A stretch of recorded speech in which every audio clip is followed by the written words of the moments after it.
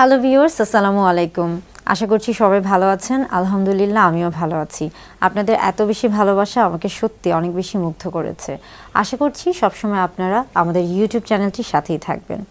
কিছুদিন আগে যখন সেক্স এডু উইথ ডক্টর দৃষ্টি ইউটিউব চ্যানেলটির কাজ শুরু করেছিলাম, তখন আসলে আমি নিজেও কল্পনা করতে পারিনি যে আপনারা এত বেশি সাড়া দিবেন এবং আপনাদের এই ইতিবাচক সাড়াটি যেন ধরে রাখতে পারি। আশা করছি সেজন্য কাজ করে যেন যেতে পারি।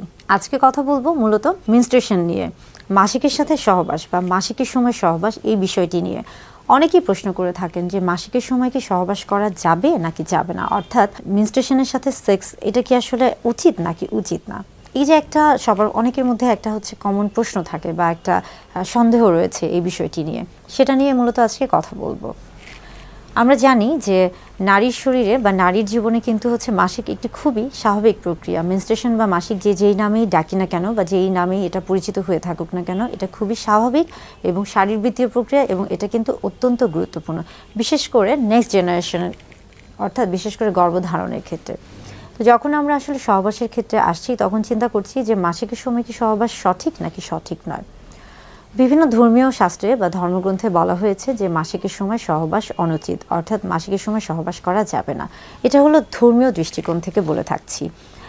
আবার অনেকের মধ্যে একটা ধারণা রয়েছে যে মাসিকের সময় সব কিছু অপবিত্র থাকে, অর্থাৎ সেই সময় স্বামী স্ত্রীর যে হচ্ছে সহবাস বা স্বামী স্ত্রীর মধ্যে যে সৌহার্দ্যপূর্ণ যে একটা সম্পর্ক, সেটা আসলে বজায় রাখা উচিত নেই। এটা আসলে তার ব্যক্তিগত বিষয়। এটা আসলে নির্ভর করছে মূলত আপনার মানসিক অবস্থার উপর বা আপনাদের দুজনের স্বামী স্ত্রী উভয়ের মানসিক অবস্থার উপর।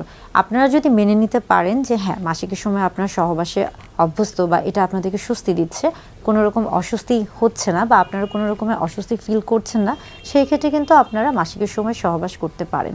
কিন্তু আবার দেখা যায় যে অনেকে এটাতে অস্বস্তি বোধ করেন, কমফোর্ট ফিল করেন না। আবার অনেকের হচ্ছে এটাকে খুব বাজেভাবে নিয়ে থাকেন। সেই ক্ষেত্রে হচ্ছে দরকার নেই, সেই ক্ষেত্রে আসলে আপনি যদি না করে থাকেন সেই ক্ষেত্রেও কিন্তু ক্ষতির কিছু নেই। কিন্তু দেখা গেছে যে অনেক স্ত্রীদের ক্ষেত্রে বা মহিলাদের ক্ষেত্রে মাসিকের সময় সেক্সুয়াল অ্যারাউজাল, অর্থাৎ যৌন উত্তেজনাটা বৃদ্ধি পায় এবং সেই সময় যদি সে সহবাস করে থাকে তাহলে সেই ক্ষেত্রে কিন্তু তার যৌন তৃপ্তিটা সে লাভ করে। আবার অনেক মহিলাদের ক্ষেত্রে দেখা গেছে যে মাসিকের সময় সে যদি সহবাস করে থাকে সেই ক্ষেত্রে তার যে আমরা বলে থাকি যে মাসিকের সময় এক ধরনের হচ্ছে তলপেটে ব্যথা হয়ে থাকে, যেটা কিনা মেনস্ট্রুয়াল ক্রাম্প নামে পরিচিত, সেই জিনিসটিও অনেক সময় অনেকের ক্ষেত্রে কমে যায়। অর্থাৎ এটা নির্ভর করছে সম্পূর্ণ ওই স্ত্রী বা হচ্ছে ওই ব্যক্তির শারীরিক এবং মানসিক অবস্থার উপর।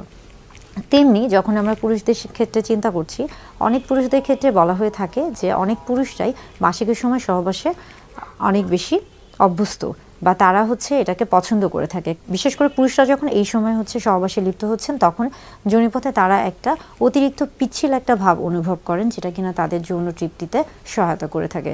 অর্থাৎ নারী পুরুষ উভয়ের ক্ষেত্রে মাসিকের সময় সহবাস করবে কি করবে না, এটা নির্ভর করছে স্বামী স্ত্রী উভয়ের পারস্পরিক যে একটা হচ্ছে সমঝোতা বা মিউচুয়াল আন্ডারস্ট্যান্ডিং, সেটার উপর। এখন আসি মাসিকের সময় যে রক্তটি বের হয়ে থাকে বা মেনস্ট্রুয়েশনের সময় যে ব্লাড ফ্লোটা আসে, সেটা আসলে হচ্ছে ভালো না খারাপ। মূলত আমরা বলে থাকি যে আসলে যদি কোনো ইনফেকশন থেকে থাকে, বিশেষ করে ব্লাডে যদি কোনো ইনফেকশন থেকে থাকে, সেটা কিন্তু হচ্ছে ট্রান্সমিশন হওয়ার চান্সটা অনেক বেশি থাকে। অর্থাৎ ব্লাডের মাধ্যমে বা রক্তের মাধ্যমে যে কোনো জীবাণু কিন্তু অতি দ্রুত একজনের শরীর থেকে আরেকজনের শরীরে ছড়াতে পারে। ইতিমধ্যে যদি আপনি হচ্ছে বিভিন্ন রকমের ইনফেকশনে আক্রান্ত থাকেন, তাহলে সেই ক্ষেত্রে কিন্তু ব্লাডের মাধ্যমে ইনফেকশন ছড়ানোর চান্সটা অনেক বেশি থাকে। অর্থাৎ ওইভাবে যদি চিন্তা করে থাকি, তাহলে এই ক্ষেত্রে কিন্তু সহবাস না করাই ভালো।